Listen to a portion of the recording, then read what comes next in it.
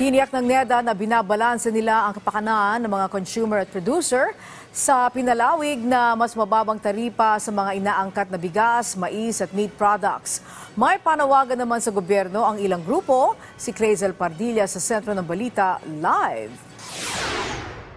Angelique, imbes na bawasan ang taripa ng mga imported na produkto, nais ang ilang grupo ng mga magsasaka na tutukan at bantayan ang presyo o yung mga nananamantala dahilan ng pagtaas ng presyo ng mga pangunahing bilihin. Itinodo na ni Nanay Loretta ang handaan nitong Pasko. Kaya tipid muna ngayon, lalo't mahal ang presyo ng bilihin tulad ng baboy. Ay di nga na, pag wala ng pera pambili, tapos na Pasko, di ba? Ay nagbawas na ngayon, syempre. Yung dati 1 kilo, ngayong kalahati na lang. Sa price monitoring ng Department of Agriculture, naglalaro sa 275 hanggang 340 pesos ang per kilo ng kasim ng baboy. Pumapalo naman ng 400 pesos ang liempo. Sabi ng ilang nagtitinda sa trabaho market, 10 hanggang 20 pesos na ang itinaas sa presyo ng kanilang paninda ngayong holiday season. Tumataas talaga sila. Kahit na nomba, gano'n naman eh. Pag tuwing December, tumataas. Wala kayong magawa eh. Tataas din kami. Tapos nga kami sa paninda halos. Kasi nga mahirap nga yung pagkuha ng sa farm. Kasi nga marami. Pag nagtaas sila, kasama kami, damay kami. Para matiyak na magiging abot kaya ang presyo ng bilihin, inaprobahan na ni Pangulong Ferdinand R. Marcos Jr. ang pagpapalawig ng mas mababang taripa sa mga inaangkat na baboy, mais at bigas hanggang sa susunod na taon.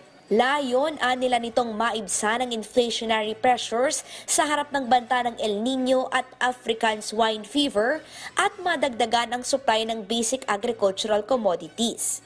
Binalanse naman namin yung consumers and producers, rice and corn actually. So we see that mataas yung sa world price. Ibig sabihin, the landed, yung pagdating dito sa atin, idadagdag mo pa yung kung halimbawa it goes back to the old tariff. Masyado nang mahal ang magiging retail price natin noon. Dahil sa mas mababang taripa sa imported na produkto na sinabayan pa ng banta ng El Nino, pangamba ng samang industriya ng agrikultura, hindi makasabay ang lokal nating produkto at mawala ng gana ang mga magsasaka na magtanim o magparami ng alaga. Tiyak anyang magdudulot ito ng mas mababang produksyon at mas mahal na presyo ng bilihin.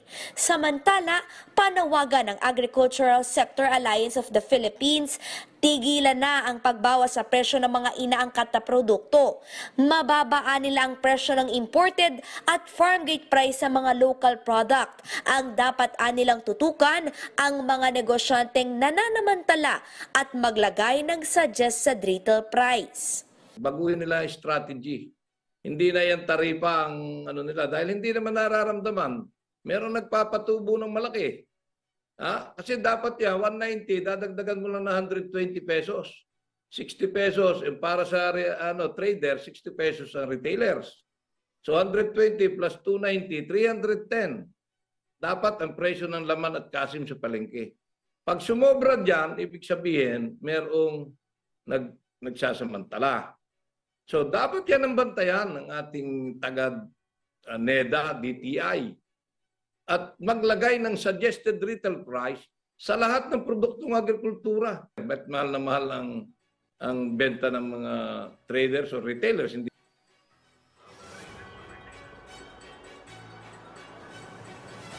Angelique, pagsisiguro ng NEDA, temporary solution lamang yung mas mababang taripa at nakatutok pa rin ang Department of Agriculture at ang ating pamahalaan sa pagpapataas ng produksyon ng ating mga lokal na produkto at pagtulong sa ating mga magsasaka. Yan na muna ang latest mula rito sa Quezon City.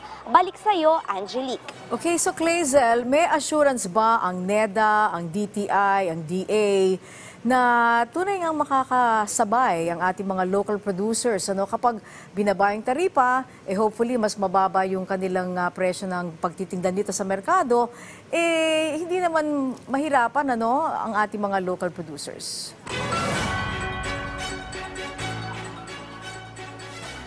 Angelique, tuloy-tuloy ang pagbibigay ng pamahalaan ng ayuda sa ating lokal na magsasaka. Sa katunayan, mayroong 10 billion pesos mula sa RCEP. Ayan yung ibinibigay na tulong sa mga magsasaka. At kung ano yung sobrang buwis o taripa na makukuha sa mga lumalapag na produkto gaya na lamang ng imported rice ay ibinabalik yan sa mga magsasaka in a form of cash assistance. So kapag marami ang tulong na ibinibigay na pamahalaan, makapagbibigay sila ng mas maraming subsidiya at mababawasan yung production cost. At yan nga yung inaasahan ng pamahalaan na kung mababa yung production cost o puhunan ng mga magsasaka ay mababawasan din yung presyo sa retail o sa mga palengke. Angelique? Okay, maraming salamat sa iyo, Clazel Pardilla.